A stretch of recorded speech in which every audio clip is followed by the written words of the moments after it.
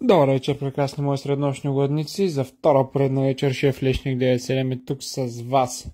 Нарязваме се на ситно 2 скелетки чесън и 2 главички шалотче, защото сме фенси. Добавяме си плешко филенце, около 250 грама нарязване на ситно, след което си добавяме печурчици, но няма да прекаляваме, защото след това имаме изненада. Добавяме си от на стара баба италянка оризчето и след това си добавяме бульончето от накиснати предварително 1 час сушени манатарки.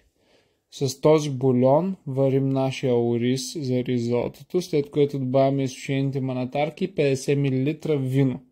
Когато бульонът манатарките се изпари и виното изпръхне, алкохола изчезне, остане само аромата, добавяме бучка масло, разбъркваме и оставяме да изстине от котлона, след което сме взели отново от същата баба италянка един прекрасен пармезан, настъргваме хубаво така да има върху нашето ризото и разбира се, трюфел паста с маслинки.